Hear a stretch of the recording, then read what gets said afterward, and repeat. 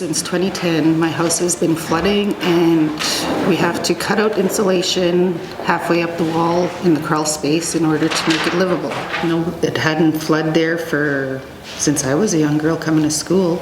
Just all of a sudden in 2010, it just blew hard for 3 days and I had water right to the main road.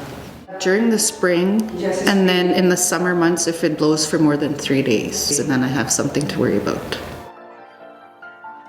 Water gets so high, there's evidence there that it shows where the rocks are falling and it's eroding. And there's also evidence there how much the grass and the lawn was out over there, but it's gone now. My name is Ferlin Barker. I'm from the Hall Water First Nation. I was around before we had hydro come into our community in the late 60s, so I had a chance to live the life of before hydro. The hydro, I believe, has had an impact on our water levels. For example, our wild rice. Our wild rice is very important to our people. It was a tradition. Every fall, they would go camp and then harvest wild rice. Some of them for their own use, and then some of them for it was a way of making a little bit of money. The buyers all used to come from the United States to come and purchase the rice, and everybody would sell the rice right at the campsite. And that's gone now because of the water level being too high, and the rice stopped growing. So for me, that was a loss of our culture, our way of life, and then there's been no compensation whatsoever from hydro for our loss of that culture and then livelihood. The building over there used to be a wild rice plant, but now it's not because there's no rice to harvest, and that plant closed down. That was our food. We had wild rice all the time. Now we have to go and buy this wild rice that's being processed out in wherever.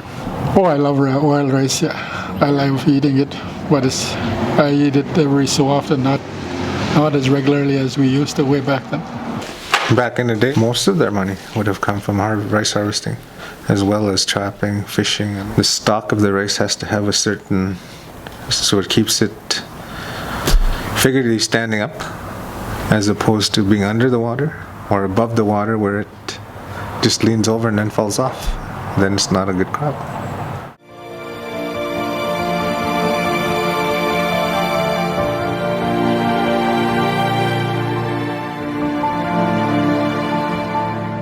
Long ago, we had 2 docks, but with the water levels, they gradually washed away, and that's what we have now. It's destroyed.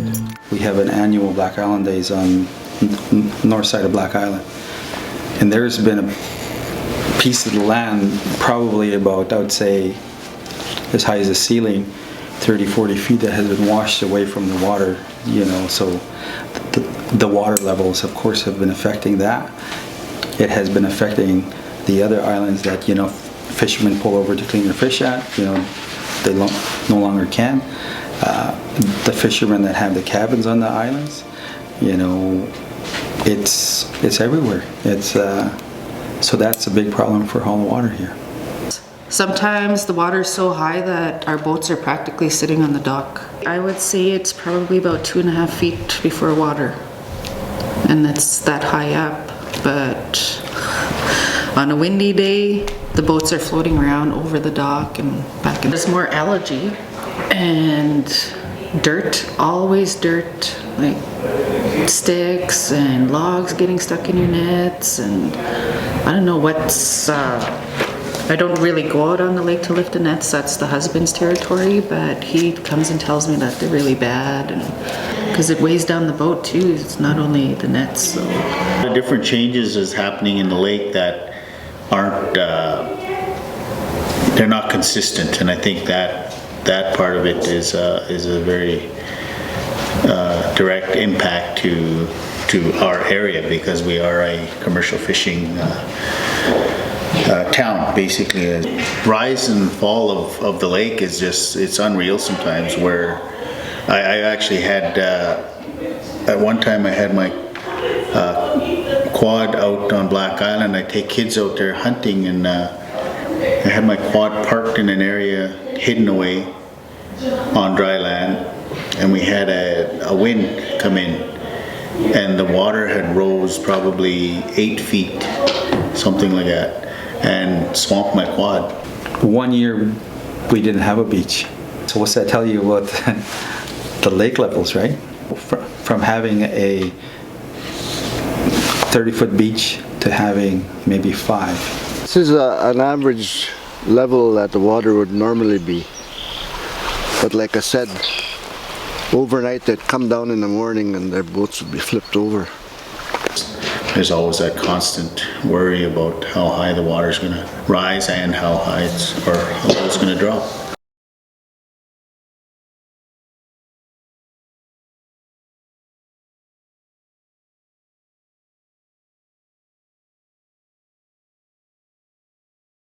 My name is Garnet Sinclair. I'm from Hollow Water. I've been in the reserve all my life. And I live by the lake shore about 35 years now. On the lake shore, and I've seen the water come up and down, and some of my land was eroded by high waters, and my grandkids used to swim there. I used to swim there, and we don't swim in the water anymore because of all the algae that's around.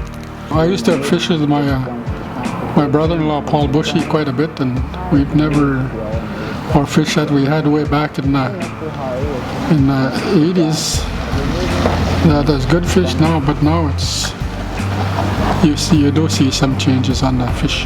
With the rising waters, I mean, it comes, you have water levels that far exceed what they've before. So with that comes the impact on wildlife. I mean, we have some wildlife that are getting to a point where they're going to be non-existent. For instance, say muskrats. When I was growing up, I mean, it was never an issue to flood or anything like that. And, you know, where my parents live, it's like they live right on the lake, and they're fairly close to the lake. And there was always like a huge tree line of, what were those big trees? Highland spruce or white spruce, yeah. Those trees were always like right along the shoreline. And probably within, I'd say, the last 4 years, or maybe 4 or 5 years, they've lost 90% of those trees. And it comes from like the water level saturated, and the wind would come and uproot them like nothing. Next door to my parents, she's been doing that with her yard, because her yard is actually falling off into the lake.